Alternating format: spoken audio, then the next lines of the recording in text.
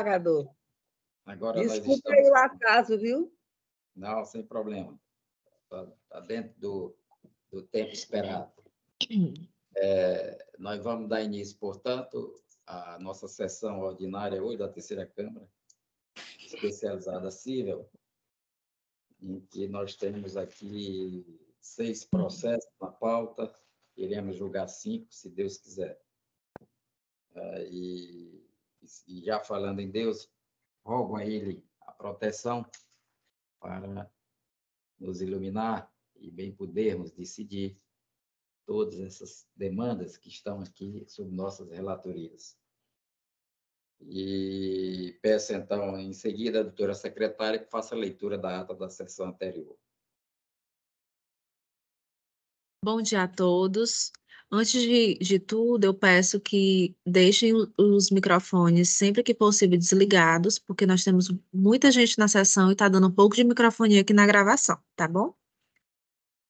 Ata da Terceira Câmara Especializada Civil, realizada no dia 21 de junho de 2023, publicada no Diário da Justiça, número 9615, de 22 de junho até a presente data, não foi impugnada. Ata em discussão. Diante do silêncio, dou-a por aprovada.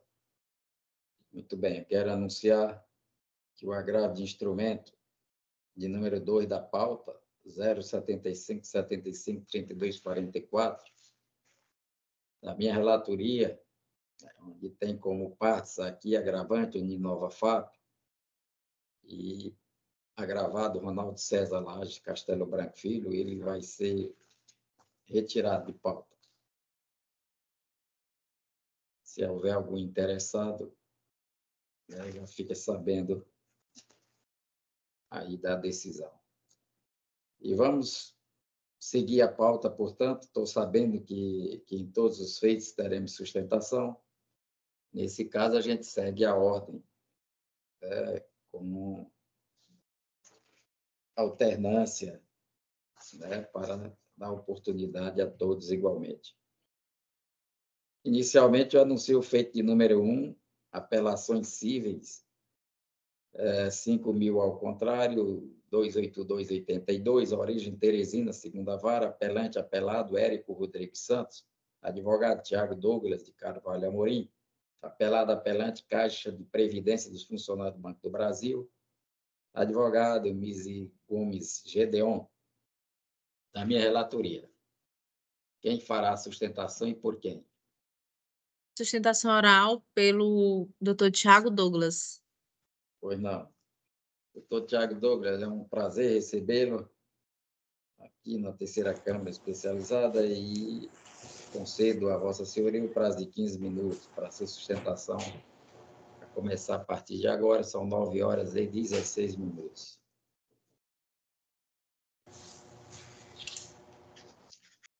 Bom dia a todos. Antes de começar, só confirmar, vocês me ouvem bem? Tudo bem. Tá. Perfeito. Bom dia, senhores, colegas da Câmara, senhores desembargadores, bom dia, doutora Marta, agradeço a atenção de todos. Esse recurso que nós vamos tratar hoje, ele é o recurso interposto pelas duas partes, né? Ele na origem, é uma execução de título extrajudicial de uma dívida de financiamento imobiliário do senhor Reginaldo junto à Previ. Ela foi ajuizada em 2009, para ser preciso, tendo valor de origem aproximadamente R$220 mil. Mas tem um detalhe que não foi observado na época do ajuizamento pela Previ, que era o fato de que o senhor Reginaldo já era falecido há muito tempo quando do ajuizamento. E esse processo, ele tramitou normalmente, foi promovida a intimação para o recolhimento das custas, para citação e etc.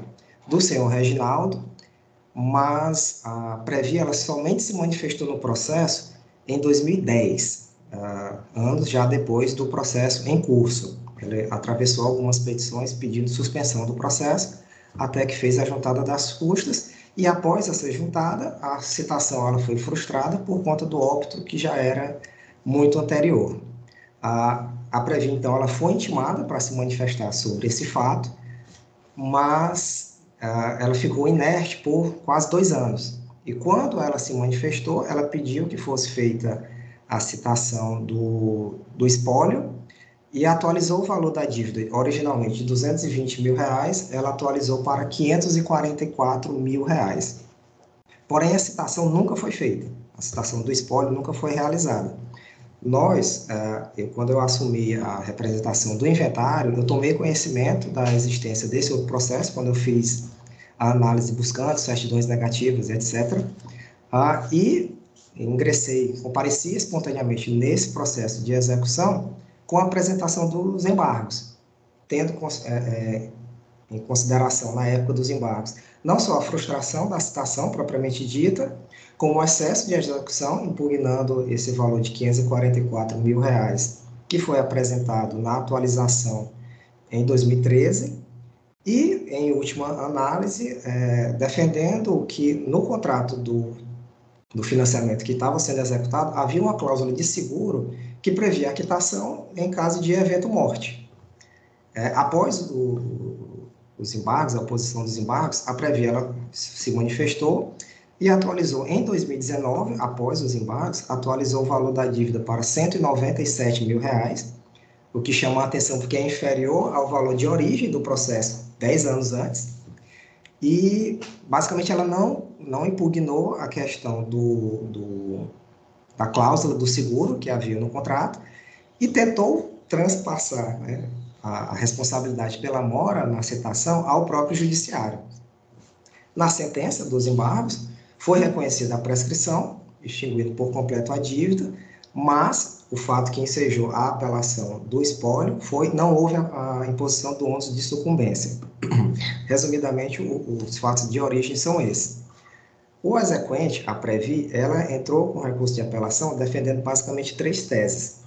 Uma das teses que eles utilizaram para impugnar a prescrição na época foi que haveria, né, uma previsão no contrato de repactuação automática, que seria na cláusula 6ª, que defendia que o contrato poderia ser prorrogado ao final do vencimento, caso houvesse débito. Eles defendem que isso seria uma prorrogação automática, mas nós impugnamos essa tese por entender que a disposição que consta no contrato de poderá ser prorrogado, ela exige que seja feita uma nova negociação para fixar tanto o valor quanto os prazos de prorrogação, porque ele poderá ser prorrogado por até 12 meses.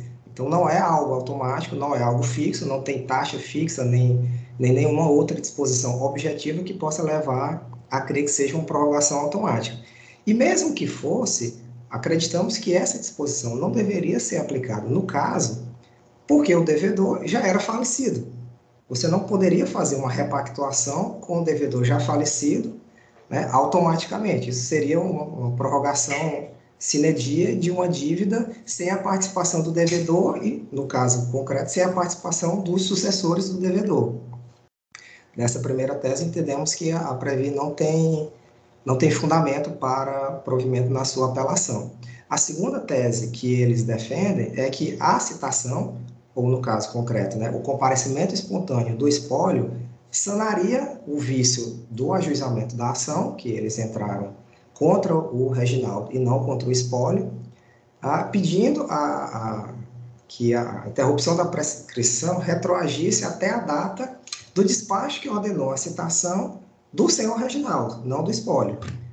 Mas essa qualidade que a citação possui, que o comparecimento espontâneo também possuiria, ela não deve se aplicar ao caso concreto, esse caso específico, porque, como eu adiantei, na época do ajuizamento, houve a falha, a Previ foi intimada para promover a citação com o recolhimento das custas, devendo observar o prazo que tinha no CPC, à época do ajuizamento, no artigo 219, e continua tendo no atual código, no artigo 240, dos 10 dias para promover a citação.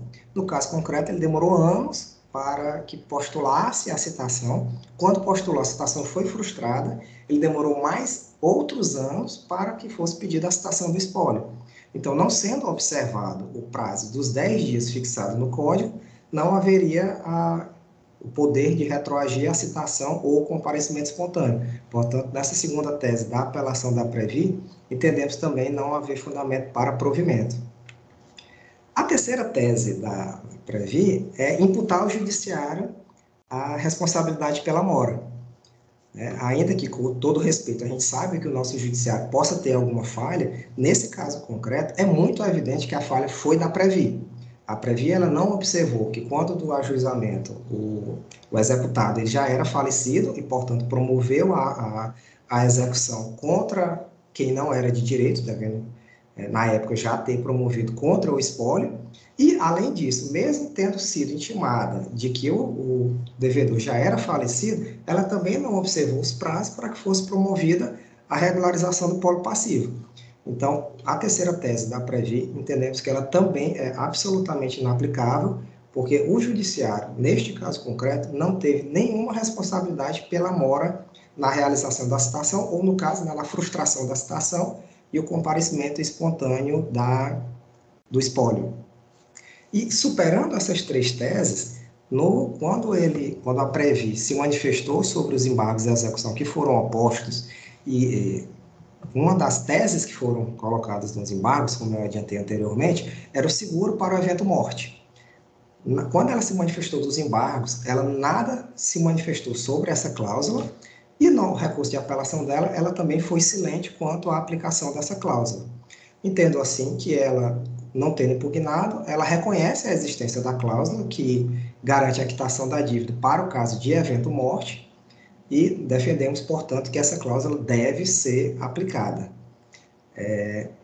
Superando agora a apelação da Previ e entrando na nossa apelação do executado, do espólio, nós entendemos que, numa ordem lógica para facilitar a nossa argumentação, que quando houve o provimento, o acolhimento dos embargos de execução opostos, reconhecendo a prescrição, essa decisão é uma decisão de mérito.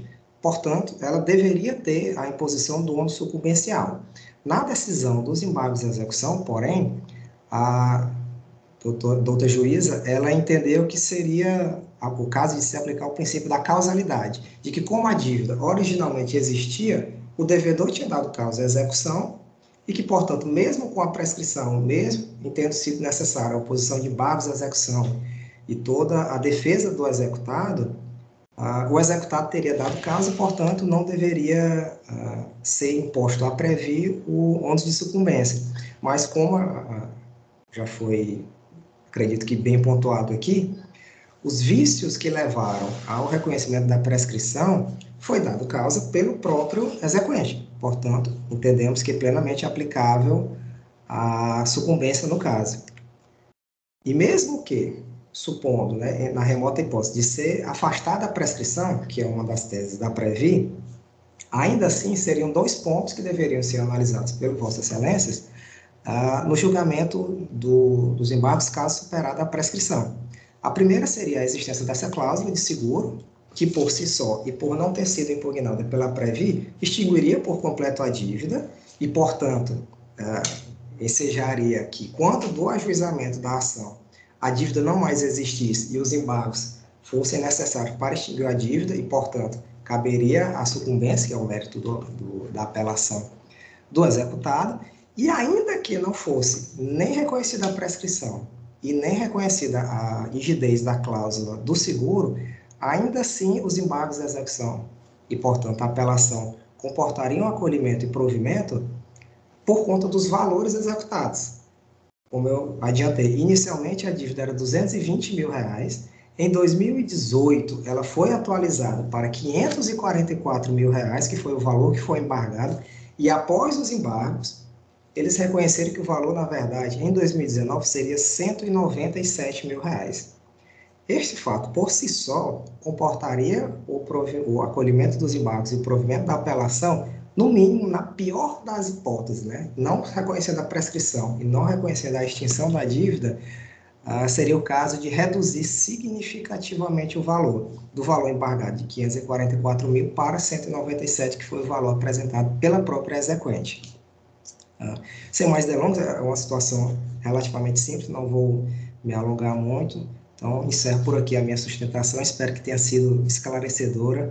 Agradeço a atenção de todos e um bom trabalho.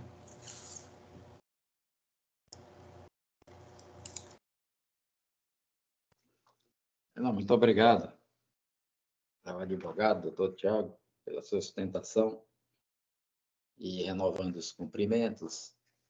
E também, conforme anunciado, essas apelações são oriundas de uma decisão proferida pelo juiz da segunda vara civil desta comarca de Teresina, nos autos da ação de embargos à execução.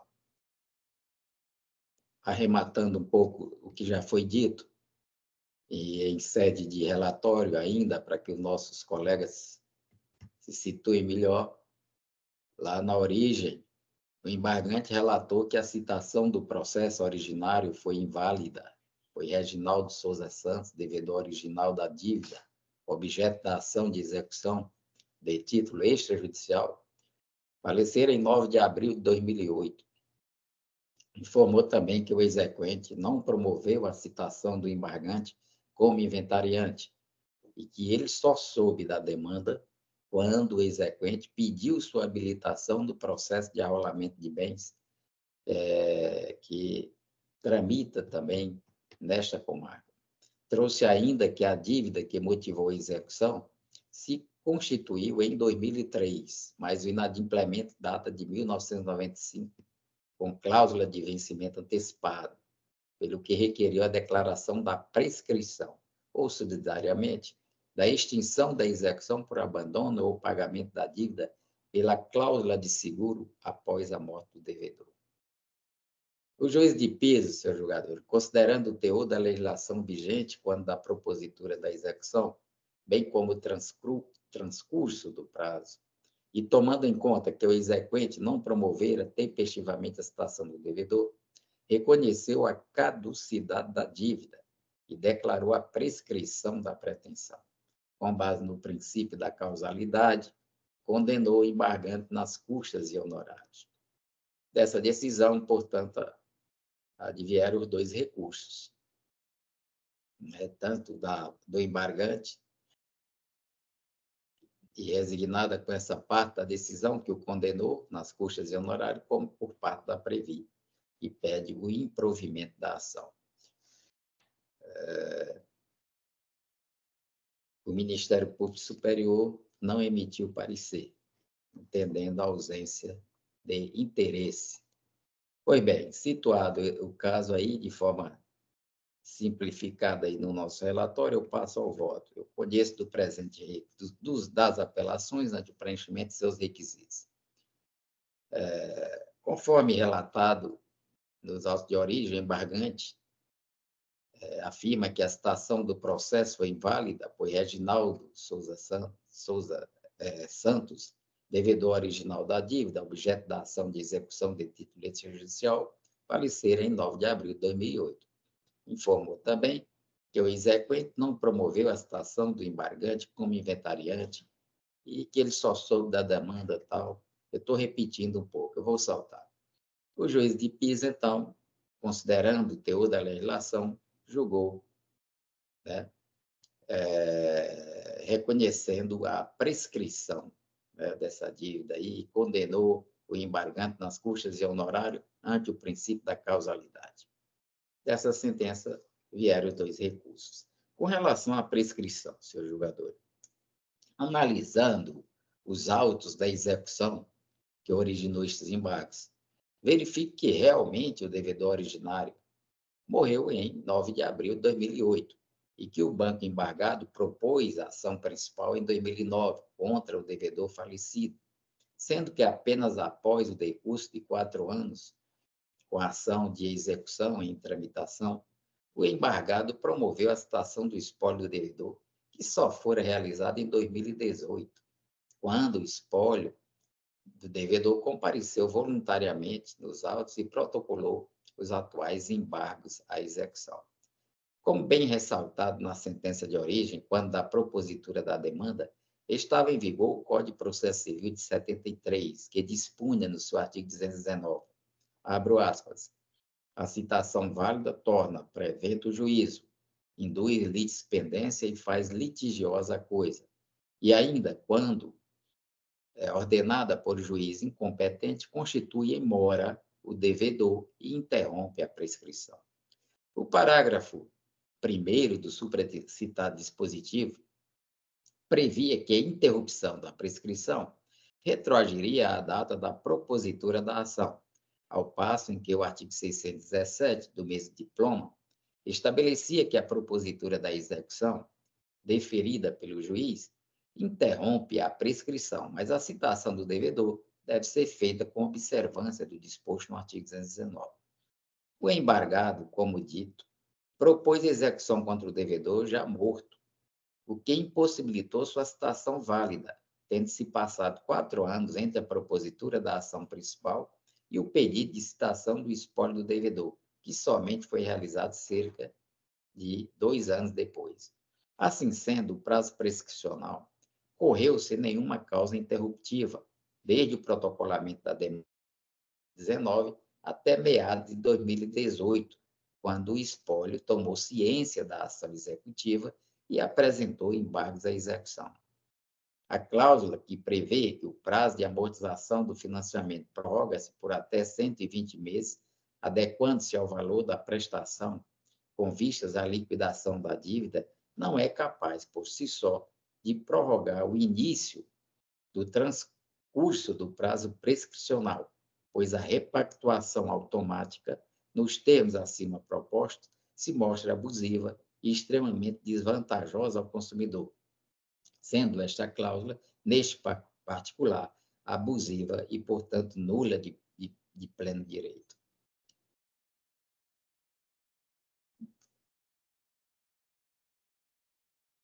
Da correta distribuição dos ônus da sucumbência. O princípio da causalidade, no contexto da distribuição dos ônus da sucumbência no processo civil, é um critério utilizado para definir qual das partes deve arcar com as despesas processuais e honorários advocatícios ao final do processo. Pelo princípio da causalidade, aquele que deu causa à propositura da demanda ou à instauração de incidente processual deve responder pelas despesas daí decorrentes. Esse princípio estabelece que a parte que deu causa ao processo deve arcar com os ônus da sucumbência, ou seja, as despesas e honorários advocatícios da parte vencedora. Isso não significa que a parte que perde a ação deve arcar com esses custos, de modo que, nos casos em que se aplica o instituto, o juiz deve distribuir o ônus da sucumbência, levando em conta a responsabilidade da parte pela instauração da demanda.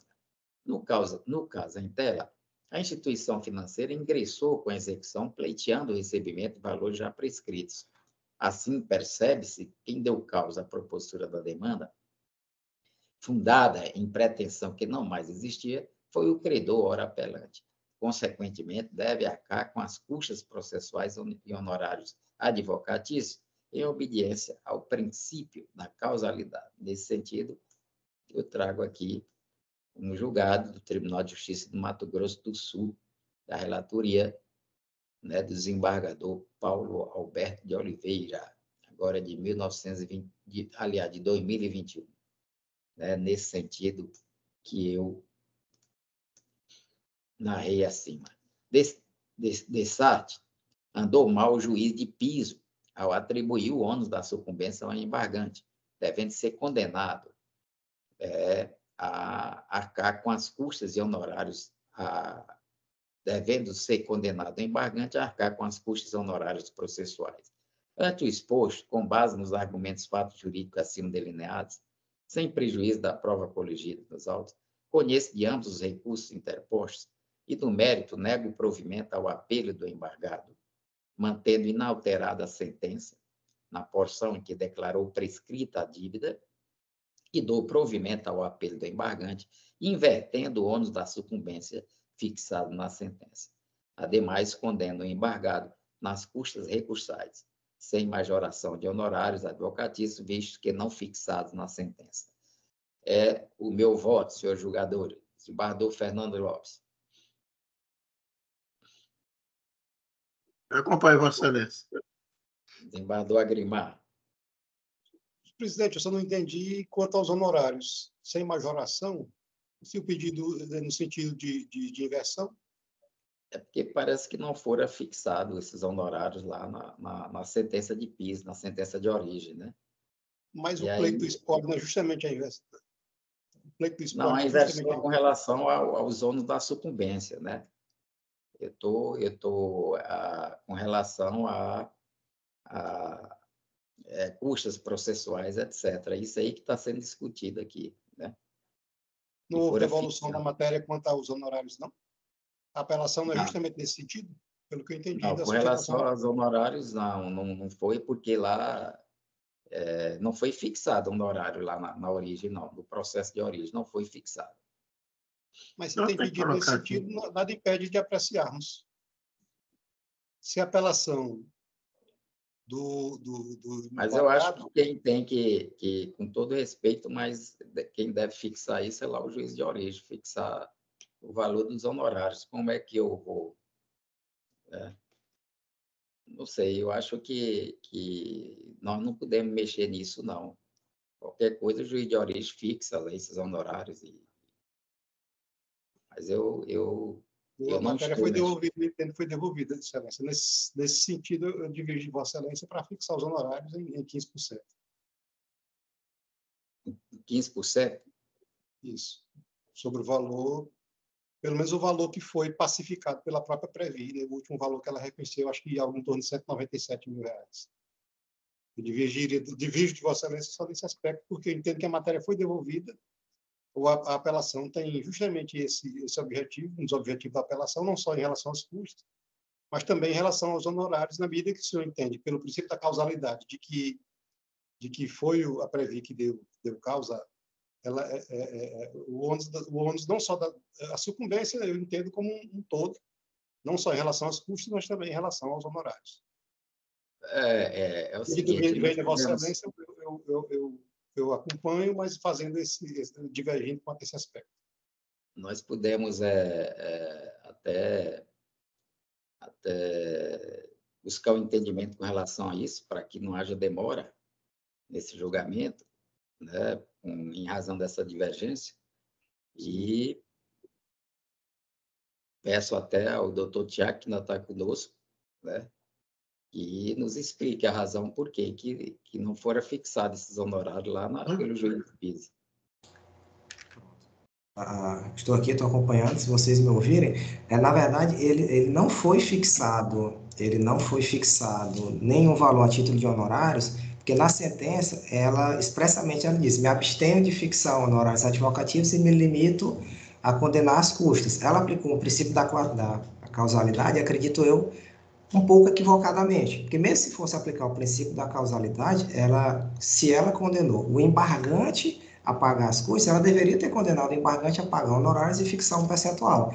Na verdade, a sentença ela foi omissa no percentual de honorários nesse aspecto. Trazendo para o tribunal essa matéria, eu concordo com o desembargador Agrimar, no sentido de que poderia sim ser fixado. E aí ficaria a critério de vocês estipular um percentual, doutor Agrimar. Não foi nenhum caso de omissão, não foi nenhum caso de omissão. A medida Ela que se ela absteve. entendeu causa, ela não podia realmente, de acordo com o entendimento, em harmonia com o entendimento dela, ela não podia arbitrar honorários, porque ela entendeu que quem deu causa foi o espólio. Né? Na medida que o desembargador Ricardo Gentil tem decidido o contrário, que quem deu causa foi a Previ, obviamente que ela vai arcar com todos os ônus, inclusive honorários. É assim que eu entendo. O problema que me assalta aqui agora é porque dessa decisão lá não houve qualquer tipo de resignação. Né? Essa não fixação. A parte, ela não Nós vamos pedindo. eu não sei. Eu estou partindo do princípio que tem pedido expresso a respeito disso e que foi devolvida a matéria. Portanto. Isso, um dos pedidos da apelação, desculpa. O advogado pediu. Isso, foi um dos pedidos, foi justamente a inversão da sucumbência e a fixação dos honorários. Exato. Então, nesse caso, eu vou aderir para não postergar o julgamento. Eu vou aderir à tese apresentada pelo desembargador Agrimar e também fixar aqui o valor de 15% sobre o valor final previsto aí foi 190 190, qual foi o valor final da dívida? Reconhecido pela própria Previ. 197 é o valor reconhecido pela Previ, 15% a título de honorário advocatício. Pois bem, desembargador Fernando. Concordo plenamente. Realmente foi um dos pedidos do advogado, doutor Tiago, representando as partes, foi nesse sentido. Ok, está muito bem. Então, vamos então, desse jeito, eu anuncio o final, né, repetindo, conhecendo de ambos os recursos interpostos, e no mérito negando provimento ao apelo do embargado e dando provimento ao apelo do embargante, invertendo o ônus da sucumbência fixado na sentença e atribuindo honorários advocatícios à base de 15% sobre o valor cobrado aí pela Previ, né, e previsto nos autos. Mais alguma dúvida? Tá tudo de acordo aí, desembargadores? Tudo de acordo. Agora de acordo.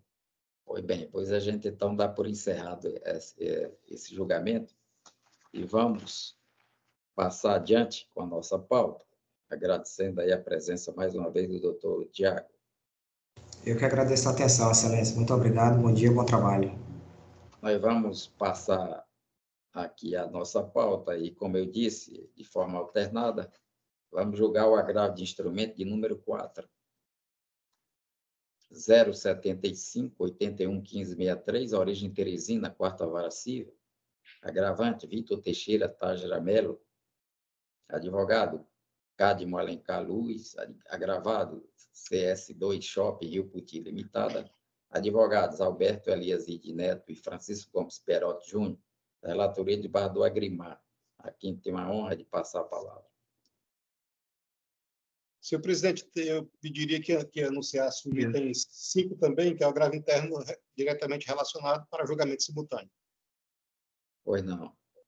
Eu pergunto à doutora Natália, a sustentação, os advogados estão na plataforma? Sim, desembargador. O doutor Cadmo, pelo agravante, e o doutor Lucas Veras, pelo agravado. Cadmo e Lucas Veras. Pois não. Então, eu anuncio também a pedido do relator, haja vista o julgamento conjunto do agravo interno 075-03-25-91, agravante SC2 Shopping Rio Puti Limitada, advogados Alberto Eliaside Neto e Francisco Gomes Perotti Júnior, agravado Vitor Teixeira Tágera Melo, advogado Cadmo Alencar Luz, também da relatoria de Bardo Agrimar Rodrigues. Sabedor de que vai haver sustentação, eu passo a palavra ao advogado, acho que Cadmo Alencar, nesta ordem, né, para fazer a sua sustentação pelo prazo regimental de 15 minutos. Doutor Cadmo. Bom dia, excelentíssimo senhor presidente da terceira Câmara Civil, desembargador doutor Ricardo Gentil Dantas, excelentíssimo senhor desembargador relator, doutor Agrimar Rodrigues de Araújo, excelentíssimo senhor desembargador doutor Fernando Lopes de Silva Neto, excelentíssimo senhora procuradora de Justiça e demais serventuários da Justiça, advogados e advogadas presentes. Ao adentrar nos fatos e no mérito do presente agravo de instrumento e agravo interno, nos deparamos com uma ação de prestação de exigir contas contra o condomínio Rio Poti. Ele que, em contrapartida, moveu uma ação de despejo em desfavor da agravante. Pois bem, muito embora o autor tenha tentado de inúmeras formas, seja administrativamente, seja judicialmente, que o shopping preste contas, este nunca conseguiu obter da administradora nenhuma documentação que pudesse embasar qualquer análise ou mesmo que fizesse chegar a uma conclusão lógica sobre a legalidade dos valores cobrados, isto tão simplesmente por falta de informações e documentos. Aqui está o cerne da questão. O shopping se nega simplesmente à obrigação de prestar contas. Vejamos que a ação de prestação de contas se divide em duas etapas, na qual a primeira é analisada apenas a legitimidade ativa e passiva, ambas cabalmente demonstradas, sendo que, na segunda fase, temos a análise das contas prestadas. Pois bem, desde dezembro de 2018, o juízo da Quarta Vara Civil após analisar a legitimidade, determinou que o shopping apresentasse as contas. No entanto, a administradora, até hoje, nunca apresentou de forma concisa, sendo que a demanda se encontra parada sem que tenhamos a apreciação do mérito, este que se fará na segunda fase. De maneira que a única forma que o agravante tem para se defender de cobranças abusivas de condomínios, das taxas e mais taxas, é efetuar o pagamento do valor em controvérsia. E neste contexto, para que o juiz não creia que a ação de prestação de contas e o presente agravo de instrumento tenham sido propostos desrazoadamente, assim, é injusto condenar a empresa a pagar os valores que devem ser colocados à prova na ação de prestar contas, isto para que saibamos o valor real e justo. Veja bem, precisamos de uma prestação de contas para compreender o valor real dos encargos, porque ela é composta de condomínio, fundo de promoção, propaganda, taxas de ar-condicionado, brigada de incêndio, taxa de água e lixo e outras. Ora, está prescrito em lei que todo condomínio tem o dever de prestar contas.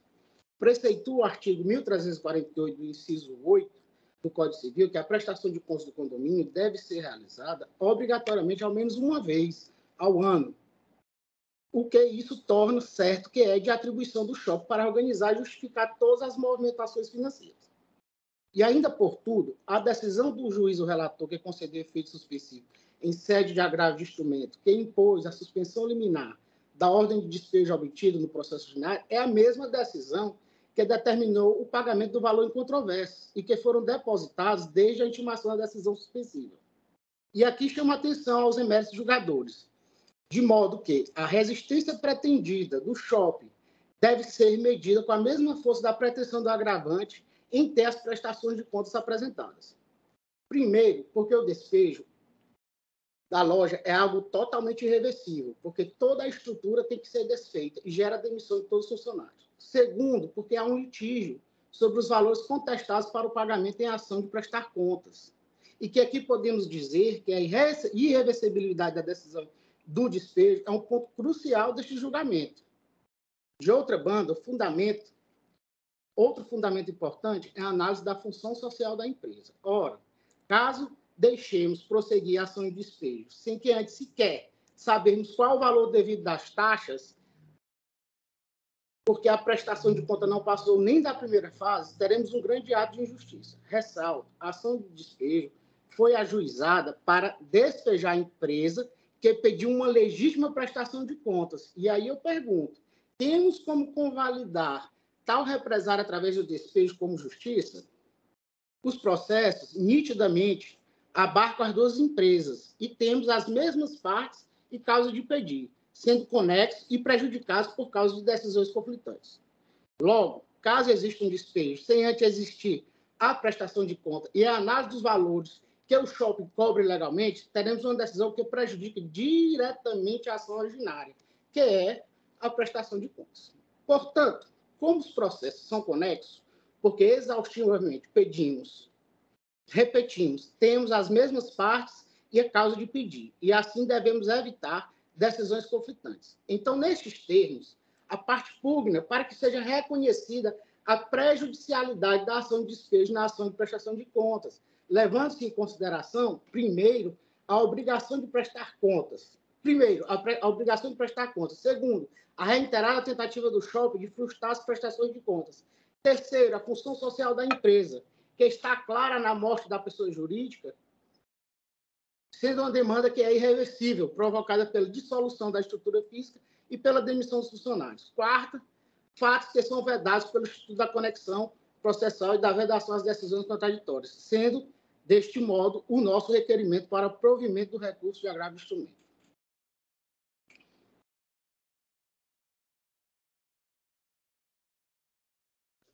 Muito bem, muito obrigado, doutor Cadmo, aí, pela sua sustentação, e eu passo a palavra ao doutor Lucas, na sequência, às 9h52. Doutor Lucas está habilitado nos autos?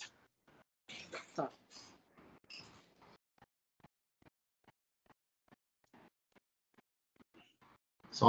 Eu vou só responder o doutor. Bom dia, doutor desembargador Ricardo Gentil. Eu estou sim habilitado, doutor. Inclusive, todas as petições são juntadas pela minha pessoa nesse processo, tá?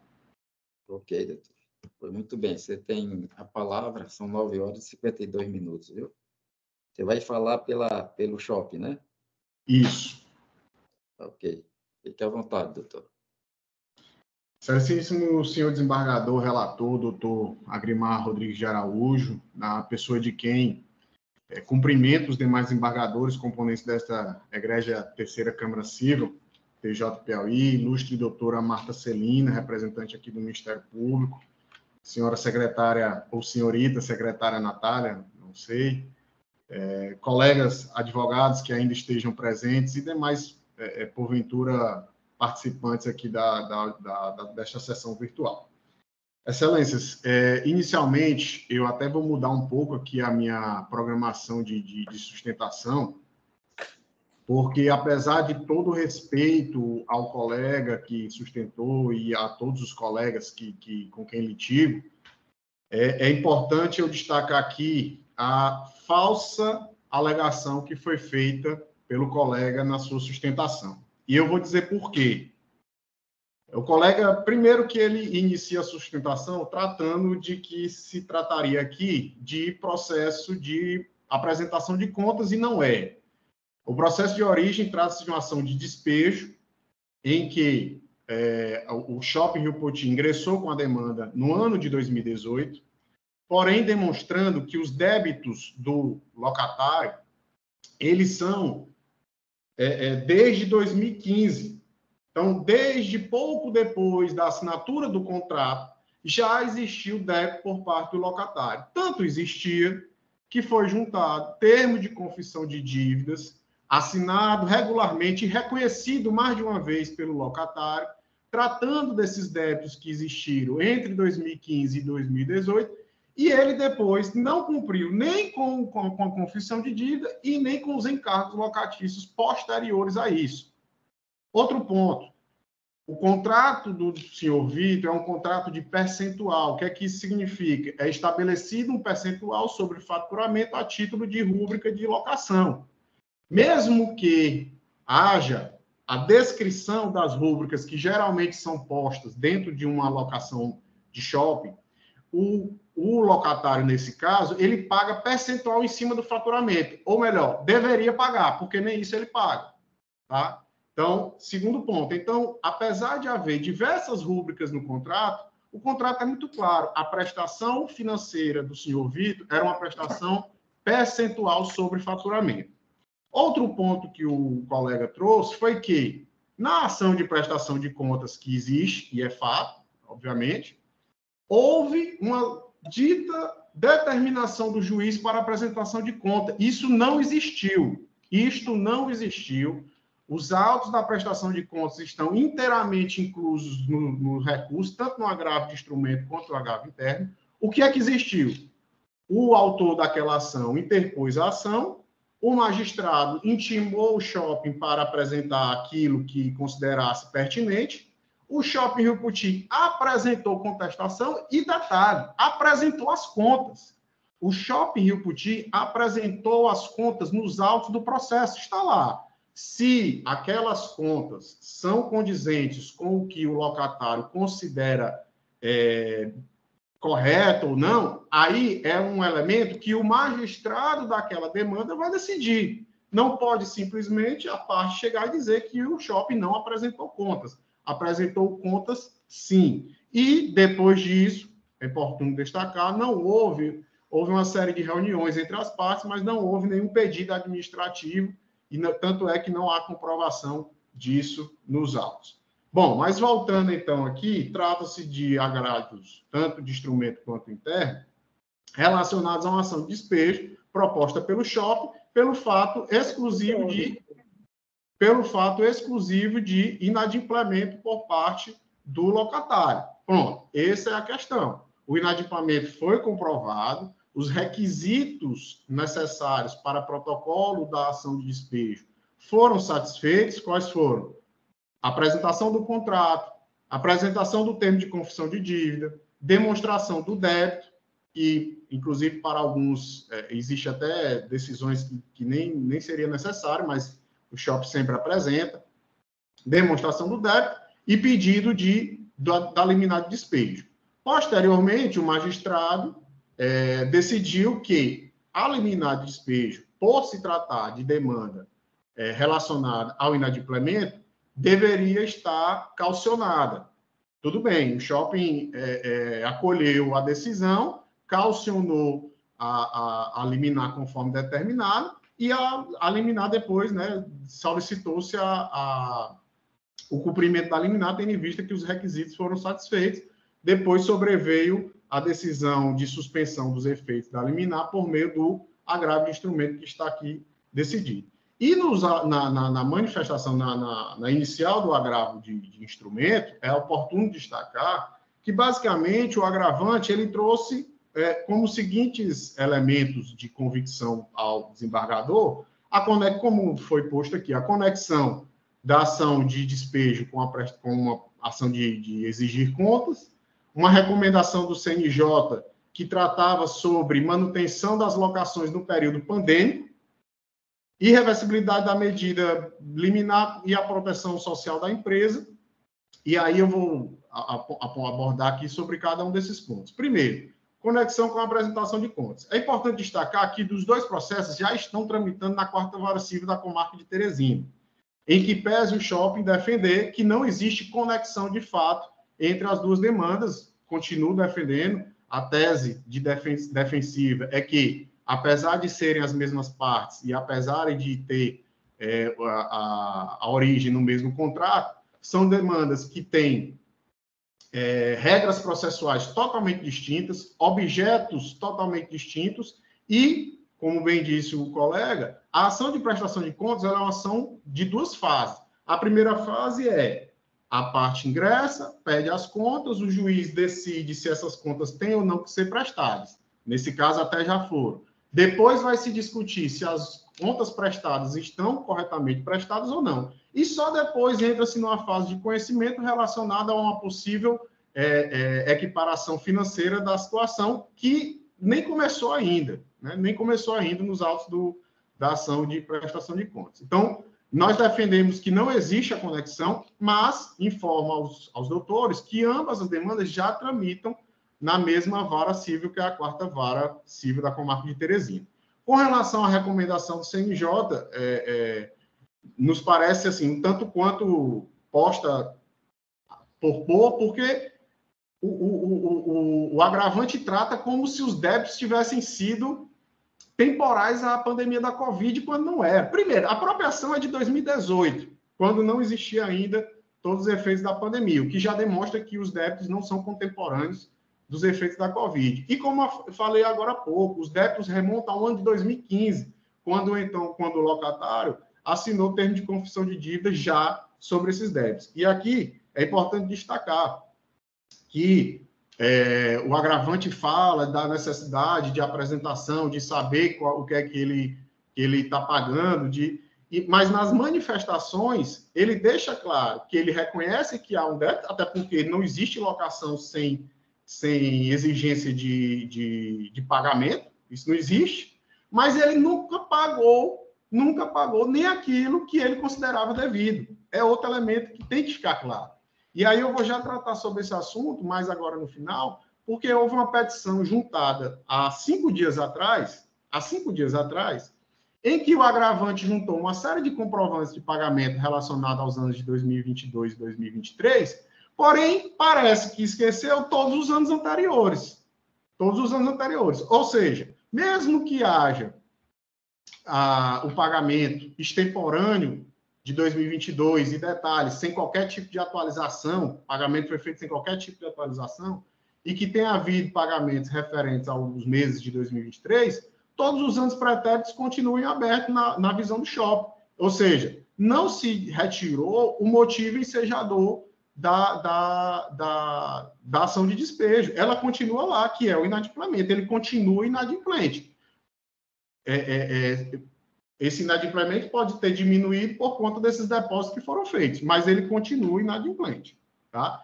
E em relação à função social da empresa, eu acho deveras relevante informar que a função social da empresa do Shopping Rio Puti também tem que ser protegida. Nós somos uma instituição com mais de 100 lojas operando atualmente, muito mais de 100 lojas, na verdade. Nós somos uma instituição que tem mais de 2.000 funcionários, diretos e indiretos, trabalhando todo santo dia.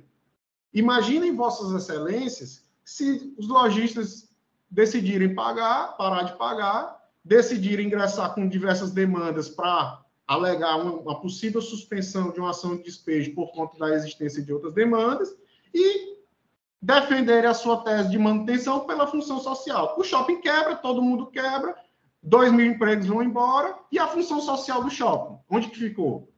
Por que a função social do shopping ela teria menos relevância do que a função social de uma loja? E detalhe, o agravante, conforme eu comprovei nos autos, ele é proprietário, ele é sócio de diversas outras lojas. Então, se porventura ele trata lá da questão dos seus empregados, ele tem total capacidade, por exemplo, de remanejar esses empregados ou fazer outros investimentos. Não se trata aqui de uma pessoa que depende única e exclusivamente de uma loja pequena de shopping, não. Ele tem várias lojas, inclusive tem mais lojas no shopping. Então, aqui, a gente está tratando de função social da empresa sobre apenas um viés? Não pode. O shopping, é uma grande empresa? Graças a Deus. É uma empresa que é de um grupo de fora? Não tem problema, ninguém vai ser preterido porque é um grupo de fora investindo pesadamente no município de Teresina, no estado do Piauí. Então, a função social da empresa Shopping Iputi também tem que ser protegida em relação a essas situações. E, para finalizar, como nós estamos também corretamente tratando do agravo interno, o agravo interno foi interposto contra a decisão que concedeu o efeito suspensivo ao agravo instrumento e as nossas alegações de agravo interno, especialmente, foram: o eminente desembargador, à época, tratou da demanda com análise quase meritória da ação de prestação de contas, o que, a nosso entender, é uma grande usurpação de competência, inclusive avocando supostos entendimentos que não existem nos autos de origem, e isso também está lá na nossa petição, também está lá nos documentos que nós juntamos. Não nos furtamos de demonstrar isso, porque é fato, tá? O outro argumento foi que o eminente desembargador, à época, né, hoje não aposentado, ele alegou que uma possível utilização de um segundo argumento, que seria o fim do contrato. E aqui eu acho relevantíssimo destacar: a liminar, ela não tratou em nada sobre o fim do contrato. A liminar de despejo, eu estou até com ela, estava até com ela aberta aqui, ela é simples. Ela fala: é o caso do artigo 59, parágrafo 1º, inciso 9 da Lei 8245/91, que é a que trata sobre despejo por inadimplemento, é exigida a caução, intima o autor, no caso o Shopping Iputi, para apresentar a caução, sob pena da liminar não ser deferida. Apresentou-se caução, liminar deferida.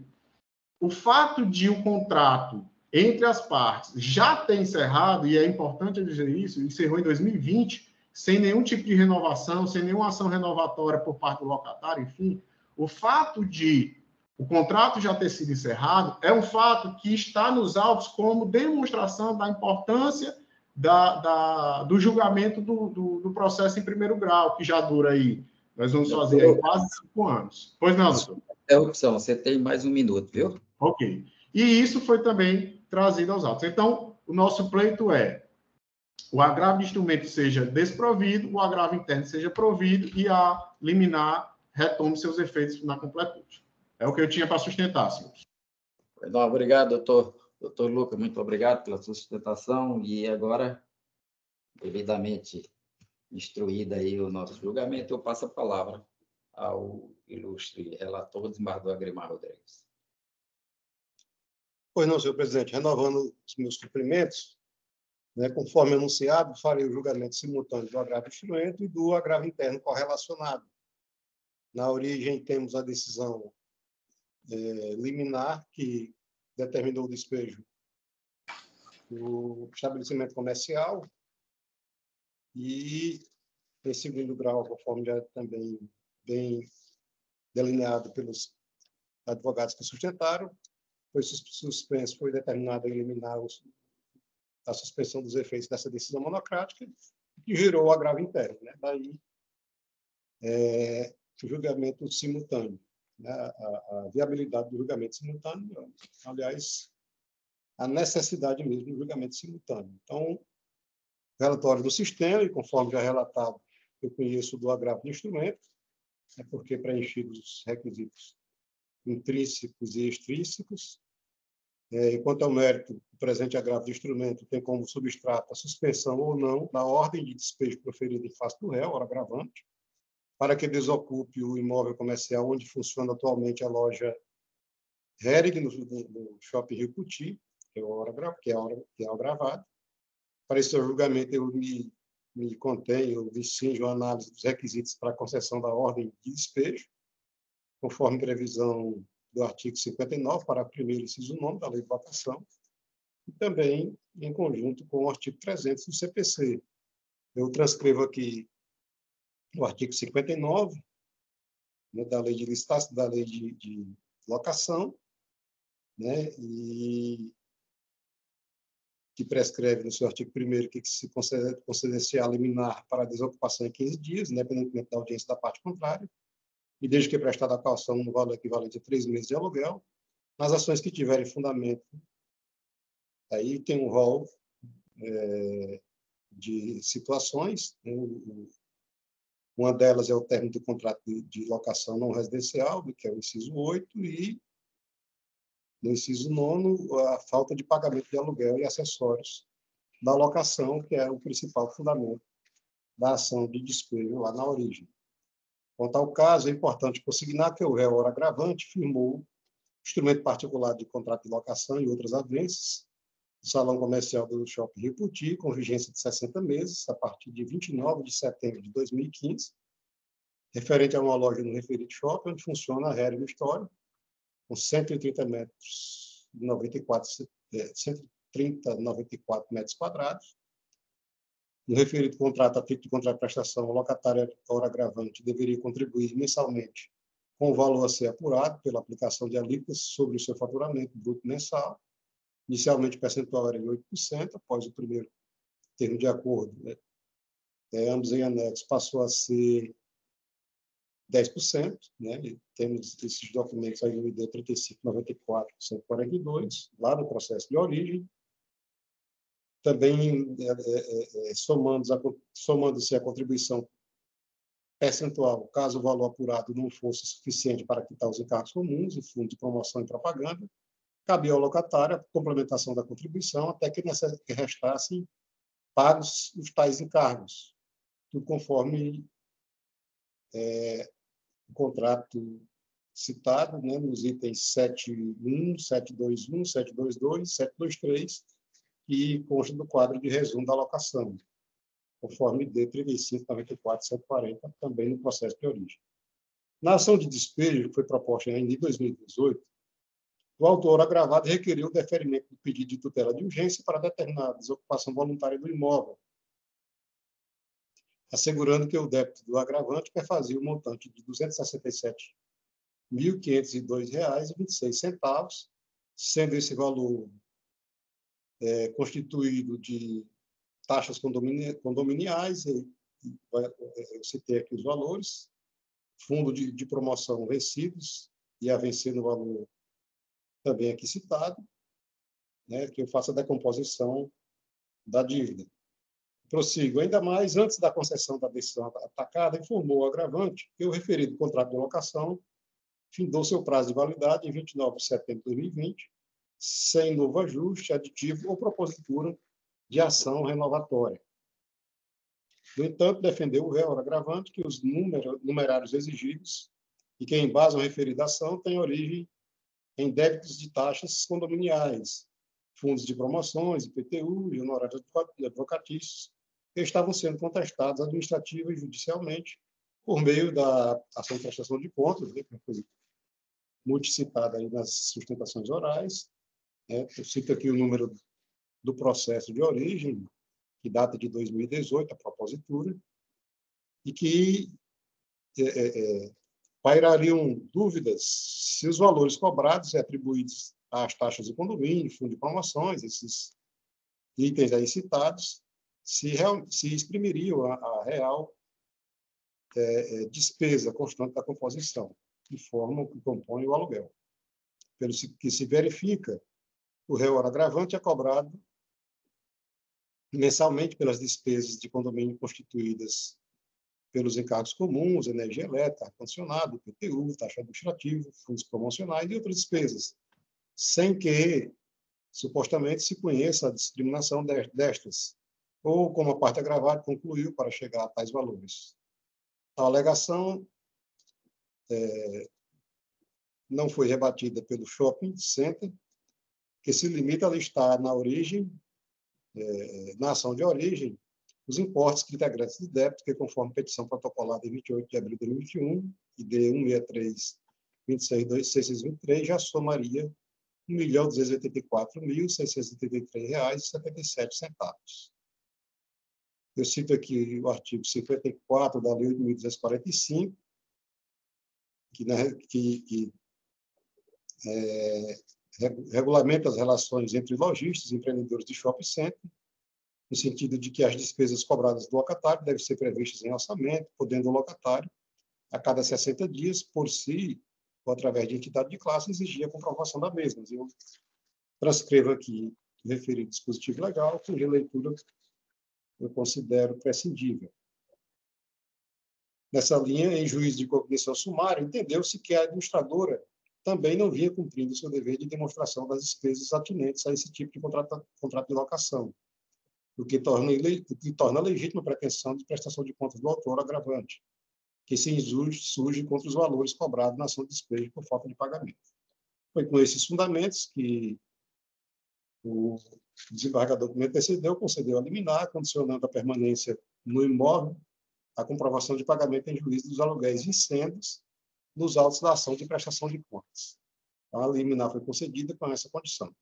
No entanto, a parte agravada trouxe aos autos a informação de que o agravante descumpriu completamente a obrigação imposta na decisão monocrática. A decisão está no ID 48.90.808 e não depositou mensalmente os aluguéis incêndios, compulsando os autos do processo de origem, e após a provocação da parte agravada na petição de ID 11.35.22.59, verifico que, de fato, a parte agravante depositou judicialmente apenas o aluguel no mês de outubro de 2021, conforme ID 213.22.195, descumprindo a ordem proferida por esta relatoria. Já quanto ao segundo fundamento apresentado para o despejo, qual seja o fim do prazo do contrato, é importante ressaltar a previsão do artigo 56 da Lei de Locação, que prevê o pleno direito do contrato ao fim do seu prazo de vigência. Ademais, não é possível presumir a prorrogação da locação nos termos do artigo 56, parágrafo 1, uma vez que já pré-existia a apresentação de despejo, com a expressa informação de que o agravado não queria mais permanecer com o negócio jurídico firmado com o agravante. Ainda mais, mesmo que considerado que a locação, ao findar o prazo em 29 de setembro de 2020, teria sido prorrogada sem prazo determinado, a parte autora agravada notificou, em 3 de dezembro de 2020, o agravante para desocupar o imóvel em até 30 dias, logo estaria encerrado o contrato em 2 de janeiro de 2021. Quanto ao perigo da demora, senhores julgadores, este restou ainda mais evidente apenas em prol da parte autora, hora gravada, no momento em que esta relatoria determinou o pagamento das parcelas de aluguel vincendas e a referida determinação foi ignorada pelo agravante, impondo à agravada, que já suportava o ônus das prestações vencidas, todas as incumbências referentes às prestações vincendas, enquanto tramita o litígio judicial, presente litígio judicial. Aliás, o litígio judicial de origem. Ademais, conforme a jurisprudência pátria, preenchidos os requisitos do artigo 59 da Lei de Locação, bem como os requisitos do artigo 300 do CPC, a concessão da medida liminar é em imposição legal. Trago aqui precedente do Tribunal de Justiça de São Paulo, né, que, no ponto que interessa, ressalta que, preenchidos os requisitos do artigo 59, parágrafo 1º, inciso 9 da Lei 8.245,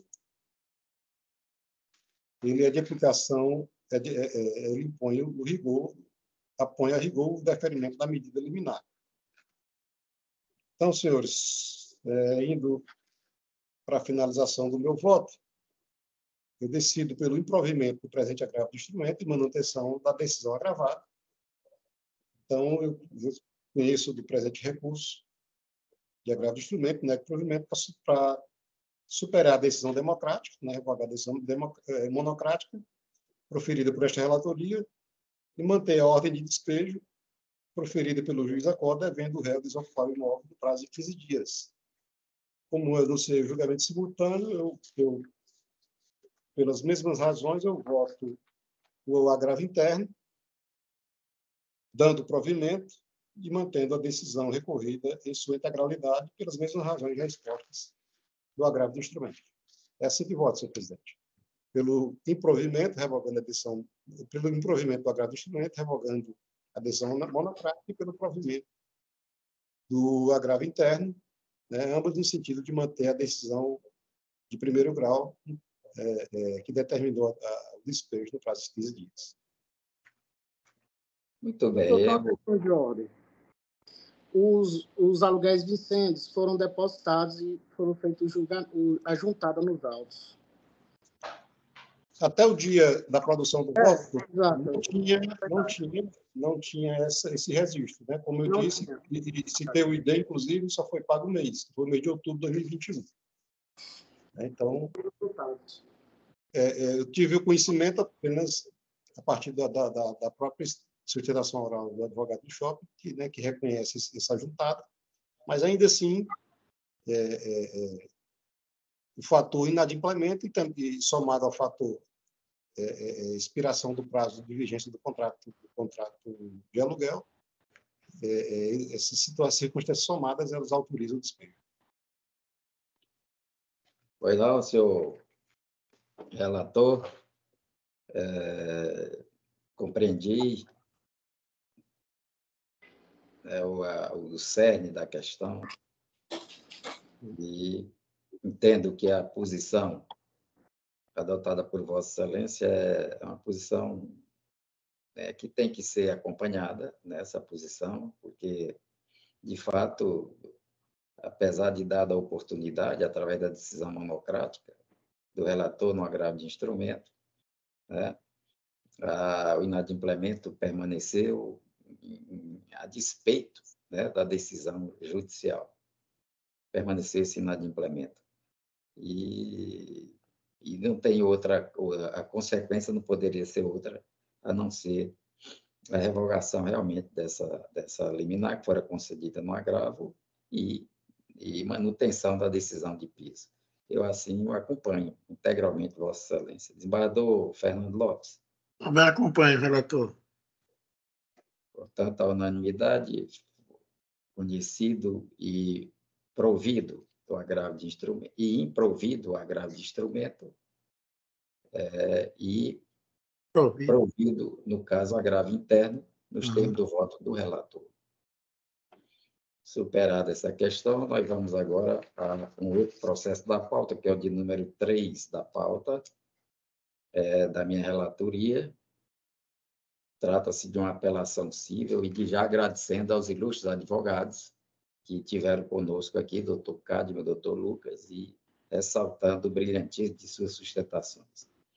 Eu vou anunciar a apelação civil 081 84 55 38, origem Teresina, 7ª Vara Civil, apelante Anita Macedo Costa Brasil, advogado Crésio Neto Genuíno de Oliveira Brito, apelado Unimed Teresina Cooperativa de Trabalho Médico, advogado Igor Melo Mascarenhas, Caio Almeida Madeira Campos, Cleiton Aparecido Soares da Cunha, Cláudio Moreira Rego Filho e Vitor de Carvalho Rubem Pereira, da minha relatoria. Para ver se tentação, doutor. Sim, doutor. É por parte de quem? Doutor Crésio Genuíno, pelo apelante. Pelo apelante, Anita Macedo. Pois com a palavra, o doutor Crésio, são 10 horas e 22 minutos. Obrigado, desembargador Ricardo Gentil. Bom dia, desembargador Fernando Lopes, bom dia, desembargador Agrimar, bom dia, doutora Natália, doutora Marta Celina, representante do Ministério Público. Eu falo em nome da apelante, a senhora Anitta, que a razão desse apelo, apesar de ser uma questão um pouco simples, juridicamente falando, ela tem alguns contornos que merecem ser ressaltados. Por isso a minha intervenção por meio dessa sustentação oral, que eu vou tentar ser breve, né, mas tentar bater nos pontos cruciais. A apelante, minha cliente, ela foi diagnosticada com câncer nas células hepáticas e, na mesma ocasião em que foi diagnosticada, a médica cooperada da própria Unimed, que é apelada, ela já indicou a necessidade de ser feito um tratamento fora do estado do Piauí, porque o tratamento dela não existia no estado do Piauí, né? Indicou o estado de São Paulo e citou nominalmente o hospital em que minha cliente veio a ser tratada, que é o Hospital Sírio-Libanês. Para que Vossas Excelências tenham um pouco da noção da emergência da situação, o procedimento ele foi realizado dentro de 8 dias depois do diagnóstico. Então, foi realmente uma questão de emergência patente no processo. Nós pedimos, então, na nossa ação, em primeiro grau, nós pedimos a restituição dos valores dispendiados pela cliente a título desse tratamento, que foi, inclusive, negado inteiramente pela Unimed administrativamente. Na Justiça, em primeiro grau, foi concedido o valor do reembolso no valor da tabela da Unimed, que é um valor irrisório frente ao valor gasto, né? E os fundamentos da nossa decisão que nós queremos aqui reformar, né? Nós queremos reformar a sentença para que seja custeado, para que seja reconhecido o dever da apelada, da apelante ser reembolsado no valor que ela gastou com o hospital, com o tratamento, que era obrigação da própria Unimed, né? Nossos fundamentos são, em primeiro ponto, a própria súmula 469 do STJ, que diz, como todo mundo já sabe, que aplica-se o CDC às questões do plano de saúde. Por que esse ponto em questão é importante? Porque dele vão decorrer algumas conclusões, né? A primeira delas é de que o contrato ele estipula uma cláusula limitativa do direito da minha cliente. Qual seja? Eu vou ler aqui para que Vossas Excelências contemplem. O item 8.8 do contrato, assinado pela apelante com a apelada, pela minha cliente com a Unimed, ela estipula que ficariam excluídas da cobertura assistencial as internações em hospitais que atendam exclusivamente com tabelas próprias ou diferenciadas, cujos valores ultrapassam os praticados pela Unimed com os demais prestadores. Contudo, essa cláusula, por ser limitativa do direito da cliente, ela deve ser destacada pelo que dispõe o Código de Defesa do Consumidor. No artigo 54, parágrafo 4 do CDC, é dito que as cláusulas que implicarem limitação de direito do consumidor deverão ser redigidas com destaque, permitindo sua imediata e fácil compreensão, o que não foi feito. Não houve qualquer destaque nessa cláusula limitativa e, portanto, essa limitação deve ser desconsiderada. Além dela não ter sido destacada, ela também impõe uma limitação genérica, pois ela não deixa claro quais hospitais estariam incluídos ou excluídos da rede da Unimed. Eu cito aqui, Excelências, um precedente do Tribunal de Justiça de São Paulo. Vou citar aqui o número para fim de referência, é o 1000-59267-2013, de relatoria do desembargador Maia da Cunha, em que ele coloca no voto, né, que compôs a emenda. Eu vou citar apenas o trecho que nos interessa, para não tomar muito tempo dessa Câmara. Ele coloca cláusula excludente de hospitais que operem com tabela própria, de valor superior àquele operado pela rede credenciada Unimed, não é, por si só, abusiva, mas precisa constar do contrato com menção expressa a hospitais abrangidos. Ou seja, a partir do momento em que a Unimed diz, olha, você não pode fazer em hospitais que pratiquem tabela própria. Certo, mas quais são esses hospitais que praticam essas tabelas dentro da rede de vocês? Se não coloca, não especifica essa cláusula limitativa, ela também não merece prosperar. Certo? Eu destaco aqui também um trecho de um julgado do próprio Tribunal de Justiça do Piauí, em que houve a mesma aplicação do mesmo entendimento adotado pelo Tribunal de Justiça de São Paulo. Eu vou citar aqui, é a apelação número 070-9961, dígito 19 de 2018. Foi julgado agora, relativamente recente, né, em junho de 2020, pela 4ª Câmara Civil do TJ Piauí, relatoria do desembargador Otton, que foi acompanhada à unanimidade, né, inclusive com parecer favorável do Ministério Público. Eu vou citar aqui, eu pedi Vênia, né, para citar um trecho do voto com toda a unanimidade do desembargador Otton. Abre aspas. Assim, a simples pactuação de que não serão autorizadas as internações em hospitais que atendam exclusivamente com tabelas próprias ou diferenciadas, cujos valores ultrapassam os praticados pela Unimed com os demais prestadores, não é suficiente para eximir a apelante ou requerida da obrigação de prestar o serviço médico necessário ao restabelecimento de saúde da parte autora, em qualquer hospital da rede conveniada, considerada una para tal fim. Esse termo, que é considerada una, ele também é muito importante para que a gente entenda essa questão, que eu vou adentrar um pouco melhor, um pouco adiante. Mas ela é considerada una para tal fim, pois fixa limitação genérica de direito, sem deixar evidente quais hospitais incluídos na rede Unimed possuem tabela própria ou diferenciada e, por conseguinte, estejam excluídos da abrangência do contrato. Ou seja, a limitação aqui é genérica, eis que não especifica quais hospitais estariam excluídos dessa abrangência e, portanto, deve ser desconsiderado. O desembargador Otton, naquele julgamento pela 4ª Câmara, ele pontuou, então, a necessidade de ser feito o tratamento no próprio Hospital Sírio-Libanês, para essa apelante em questão, se baseando em 3 fundamentos. O primeiro, constatada a abrangência nacional do plano, o contrato da minha cliente também é nacional, tem abrangência nacional, e aqui eu me adentro mais naquela questão do sistema UNO, da rede conveniada UNA. O sistema Unimed, ele tem abrangência nacional, e, portanto, ele é UNO, né? Inclusive, o próprio contrato da apelante, ele estipula na cláusula 2ª o seguinte: a cobertura do plano abrange a prestação de serviços contratados não só pela Unimed Teresina, mas também pelas Unimeds em todo o território nacional. Certo? Se Vossas Excelências hoje abrirem o site do Hospital Sírio-Libanês, Vossas Excelências vão verificar o quê? Que existem várias Unimeds que estão credenciadas junto ao Sírio-Libanês, como a Unimed Norte-Nordeste, a Unimed FESP, que é da Federação das Unimedes do Estado de São Paulo, a Unimed Erechim, que é uma cidade interior do Rio Grande do Sul, Unimed Porto Alegre, Unimed Seguras, etc. Várias Unimedes que compõem o sistema UNO nacional da Unimed estão credenciadas junto ao Sírio. Então, portanto, devem estar abrangidas também na cobertura da minha cliente, né? Voltando às questões pontuadas pelo desembargador Otton. Abrangência nacional, estado de emergência, também configurado no caso da minha cliente, que foi diagnosticado com câncer nas células hepáticas.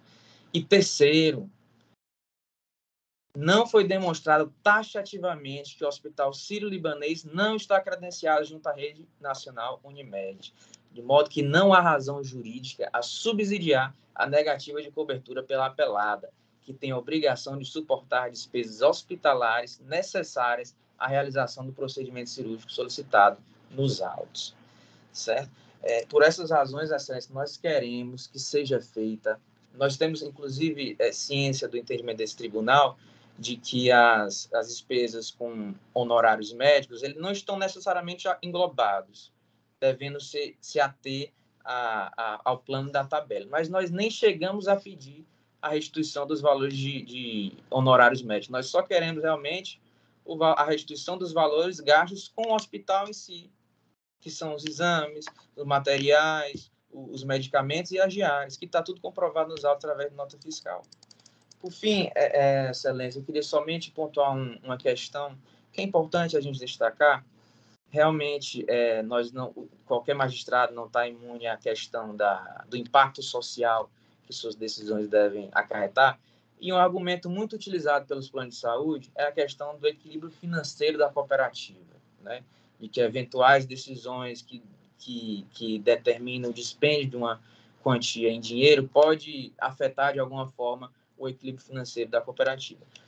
Eu não vou nem adentrar na questão de que esse fundamento ele não serve a afastar a necessidade de ser observada a lei e o contrato que foi estipulado entre as partes, né? Mas alguns pontos que devem ser considerados é o seguinte, que eu quero pontuar é o seguinte: no índice de desempenho da saúde complementar divulgado pela ANS no final do ano passado, a Unimed Teresina pontuou 1, que é a nota máxima, vai de 0 a 1, né? No quesito sustentabilidade no mercado, que mede o quê? O monitoramento da sustentabilidade da operadora, considerando não só a satisfação do beneficiário e compromissos com prestadores, mas principalmente o equilíbrio econômico-financeiro. A Unimed Teresina, então, não tem dúvida, apesar dela dizer o contrário,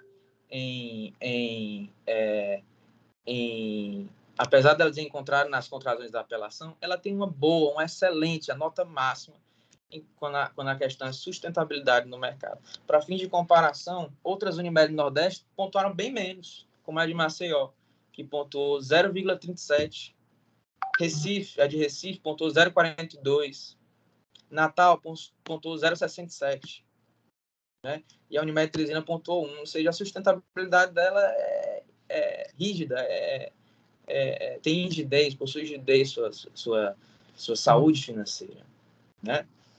E por essas questões, uma decisão dessa que impacta a Unimed em valor nem tão significativo, um valor razoável para o tratamento de um câncer da gravidade com que a apelante ela se submeteu e foi tratada graças a uma própria médica cooperada da Unimed Teresina que indicou a necessidade dela ser tratada pelo Hospital Sírio-Libanês, não acredito que haverá qualquer impacto negativo na saúde financeira da Unimed. Por essas razões, Excelência, nós queremos o provimento da apelação para reformar a sentença de primeiro grau, condenando a Unimed não só a reembolsar os valores limitados ao plano, à tabela do plano, que é um valor irrisório, mas sim aos valores efetivamente gastos pela apelante, que foram efetivamente comprovados para o tratamento de sua saúde. Né? E também a condenação em danos morais, que foi rejeitada pelo juiz de primeiro grau. Por essas razões, eu agradeço a atenção de todos e desejo um bom trabalho. Pedimos provimento ao apelo. Ok, doutor. Muito obrigado. Haverá ainda mais sustentação, doutora Natália? Não. Não. Pois bem, vamos ao voto. Conheço do presente recurso. E, de acordo com o relatório, senhores julgadores, a apelante relata na exordial que, em 16 de abril de 2019, realizou uma ressonância magnética na qual foi detectada a existência de um nódulo de 2,8 centímetros e outro adicional de 0,8 centímetros, com indícios radiológicos de carcinoma hepatocelular, afirmando que a médica que cuida do seu caso, doutora Maria Castelo Branco, R. de Deus, médica cooperada da Unimed Teresina, indicou que a cirurgia fosse feita no Hospital Sírio-Libanês pela equipe do Dr. Fabrício Ferreira Coelho, cirurgião do aparelho digestivo e colopactologista, e que em 24 de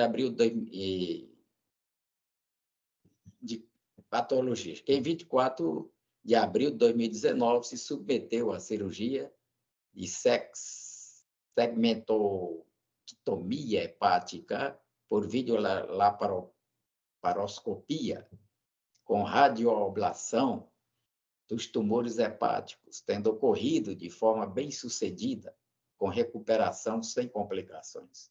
Comprovada a gravidade do estado de saúde da apelante e justificada a ausência do tratamento cirúrgico no Hospital Sírio-Libanês, pagou o procedimento do próprio bolso e requereu da apelada a devolução das despesas médico-hospitalares no valor de R$ 133.850,72.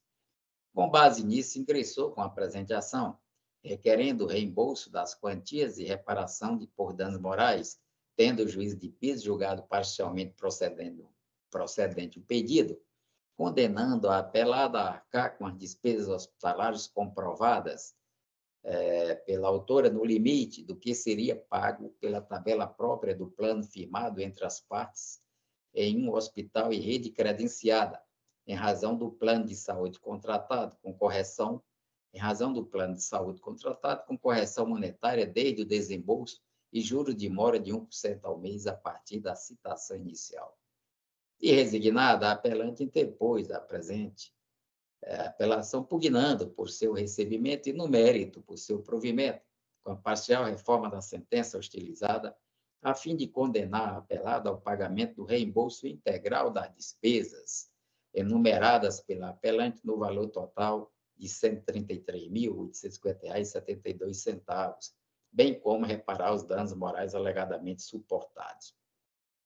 De plano, urge consignar que o Código de Defesa do Consumidor se aplica aos contratos de plano de saúde, conforme premissa simulada pelo STJ, súmula 608, onde manda aplicar o Código de Defesa do Consumidor à espécie.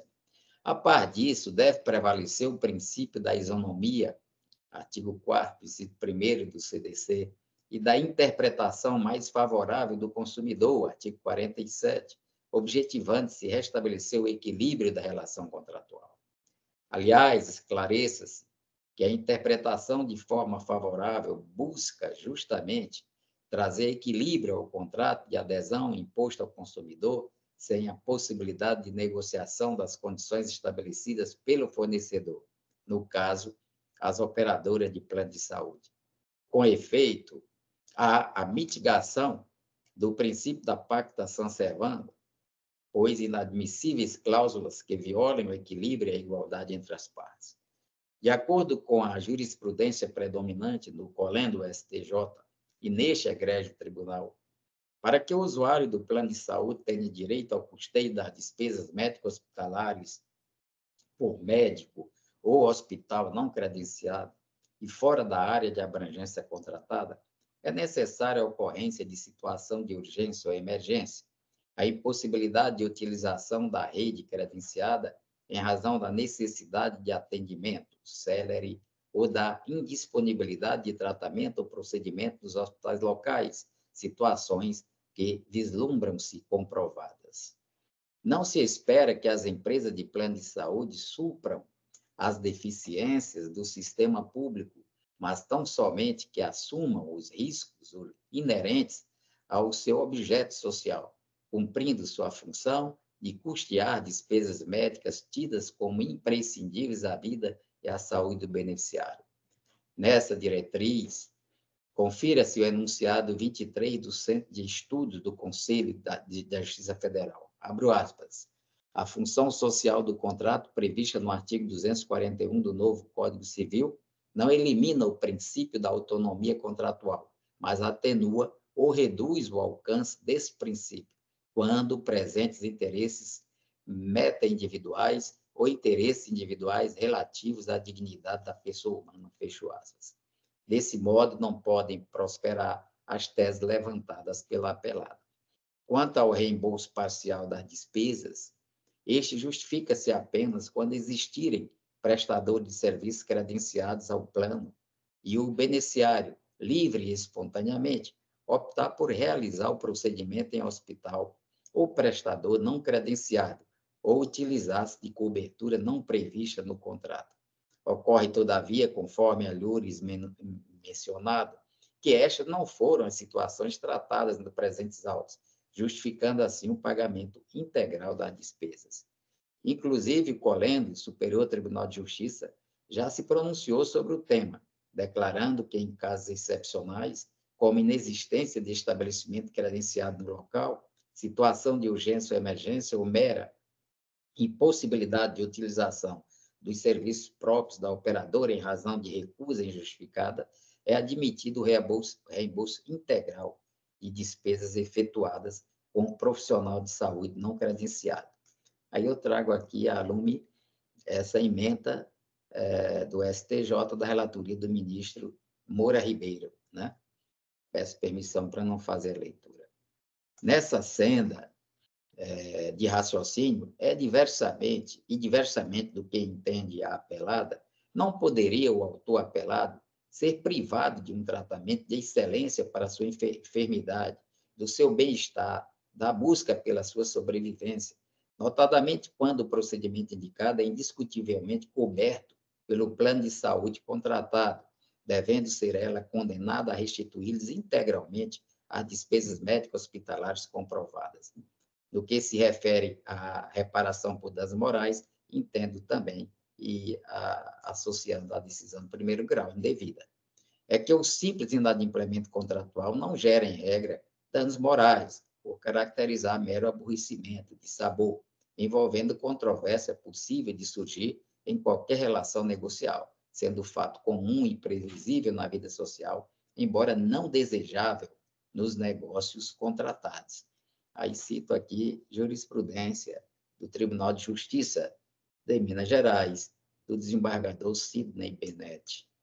No caso vertente, a parte narra na inicial que pagou as despesas do próprio bolso, tendo o tratamento sido devidamente concluído, e só depois não teve êxito ao requerer o ressarcimento da despesa por parte do plano de saúde, o que não aponta para nenhuma circunstância extraordinária, teoricamente passível de ocasionar um dano extrapatrimonial excepcional. Diante do exposto, senhor jogador, com base nos argumentos fatos jurídicos acima delineados, sem prejuízo da prova coligida aos autos, conheço do recurso e no mérito dou-lhe parcial provimento, a fim de condenar a apelada ao pagamento do reembolso integral das despesas enumeradas pela apelante no valor de R$ 133.850,72. Acrescido de juros de mora de 1% ao mês, artigo 406 do Código Civil e artigo 161, parágrafo 1º do CTN, contados a partir da citação, artigo 405 do Código Civil, e correção monetária pela tabela da Justiça Federal, artigo 1º do provimento conjunto número 6.219 do TJPI, contado a partir do efetivo prejuízo, súmula 43 do STJ. Ademais, face à sucumbência mínima da parte apelante, redistribui o ônus sucumbencial fixado na sentença, atribuindo integralmente ao apelado, condenando-lhe assim todas as custas e despesas processuais. Condena ainda o apelado a pagar a apelante honorários advocatícios recursais que arbitram em 10% sobre o valor da condenação, a serem acrescidos àqueles fixados em primeira instância, nos termos do que determina o artigo 85, parágrafo 2º do Código de Processo Civil.